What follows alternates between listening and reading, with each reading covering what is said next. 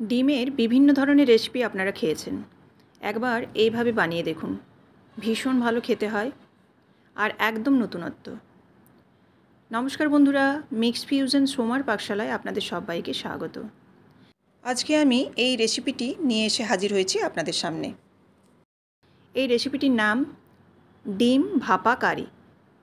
তো এই ডিমের ভাপা কারি রেসিপিটি বানানোর জন্য প্রথমে লাগছে 4খানা বাটি। আমি এখানে যেহেতু 4টে ডিম ব্যবহার করছি সেজন্য 4টে বাটি লাগছে। প্রত্যেকটা বাটিতে একটা করে ডিম যাবে। এবার বাটিগুলোর মধ্যে আমি একটু অয়েল ব্রাশ করে নিচ্ছি।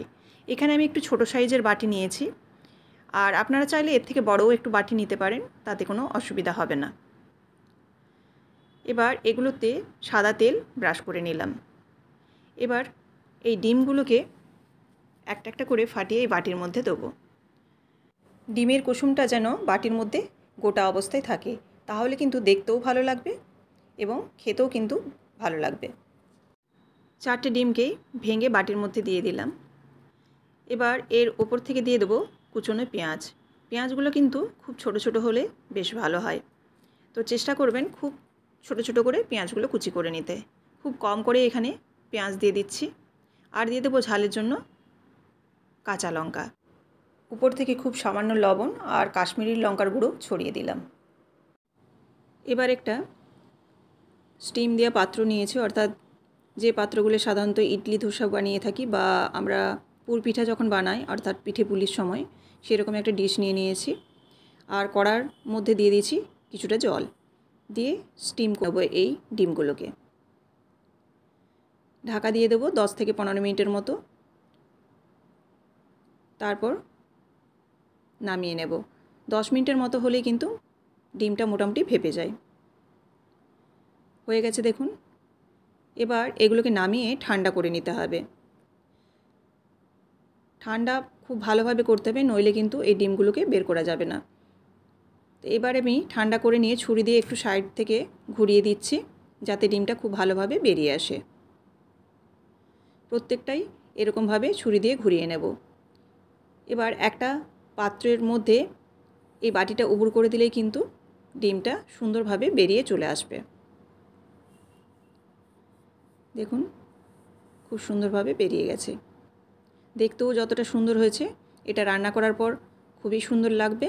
তাছাড়াও এই যে ভাপাটা, এটাও কিন্তু সকালে ব্রেকফাস্ট হিসাবে আপনারা খেতে পারেন।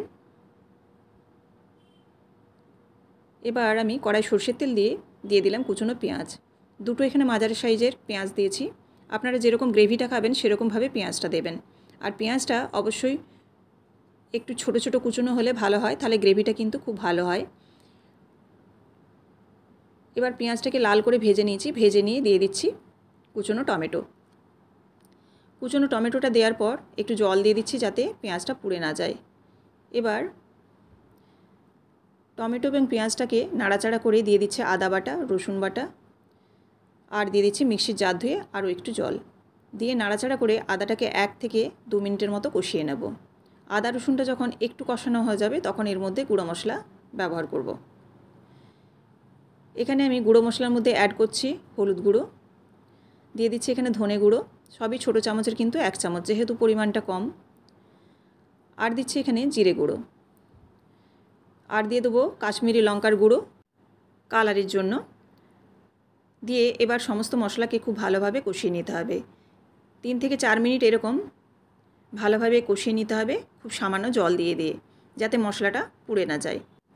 মশলাটা থেকে যখন তেল ছেড়ে আসবে তখন এর মধ্যে দিয়ে দিচ্ছি পরিমাণ মতো লবণ, আর দিয়ে দিচ্ছি খুব সামান্য চিনি, দিয়ে দিচ্ছি চেরা কাঁচা লঙ্কা দুটো, দিয়ে এবার নাড়াচাড়া করে নেব। নাড়াচাড়া করে দিয়ে দেবো গরম জল। এখানে আমি গরম জল ব্যবহার করছি, আপনারা চাইলে নর্মাল টেম্পারেচারের যে জল সে জলও ব্যবহার করতে পারেন। গরম জল দিলে খুব তাড়াতাড়ি রান্নাটা হয়ে যাবে, টেস্টটাও কিন্তু ভালো হবে। গরম জল দেওয়ার সাথে সাথে কিন্তু ফুটতে শুরু করেছে। এবার নাড়াচাড়া করে এই গ্রেভিটাকে একটু ঘন করে নিচ্ছি। 2 থেকে 3 মিনিট ফুল ফ্লেমে রেখে দিলে কিন্তু গ্রেভিটা একটু ঘন হয়ে যাবে। তারপর শেষের দিকে কিন্তু এই ডিমগুলোকে দেব। ডিমগুলো কিন্তু প্রথমেই দিয়ে দেব না। এবার ডিমগুলো দেওয়ার পর আরও 2 থেকে 3 মিনিটের মতো খুব হালকা হাতে নাড়াচাড়া করব, করে গ্রেভিটা একটু ঘন হলে নামাবো। আপনারা যদি এটার ঝোল খেতে চান সেক্ষেত্রে কিন্তু আপনাদের জলের পরিমাণটা আর একটু বাড়িয়ে দিতে হবে। দেখুন হয়ে গেছে নামাবার আগে এবার একটু গরম মশলা ছড়িয়ে দিচ্ছি, আর গরম মশলা দিয়ে তারপর গ্যাসের ফ্লেমটা অফ করে দিচ্ছি। দেখুন কতটা সুন্দর দেখতে হয়েছে, কালারটাও অপূর্ব আর খেতেও কিন্তু ভীষণ ভালো হয়। এবার আমি একটা সার্ভিং প্লেটের মধ্যে রেডি করে আপনাদের দেখাচ্ছি। এই রেসিপিটি আপনারা পুরোটাই দেখলেন, আপনাদের কেমন লাগলো অবশ্যই আমাকে কমেন্ট করে জানাবেন। ভালো লাগলে অবশ্যই লাইক করবেন এবং আরও অন্যান্য বন্ধুরা যাতে দেখতে পায় সেজন্য কিন্তু আপনারা অবশ্যই শেয়ার করে দেবেন। যারা আমার নতুন বন্ধু দেখছেন তারা অবশ্যই চ্যানেলটিকে সাবস্ক্রাইব করে বেল বাটনটি প্রেস করে দেবেন। রেডি হয়ে গেছে ডিমের ভাপা কারি।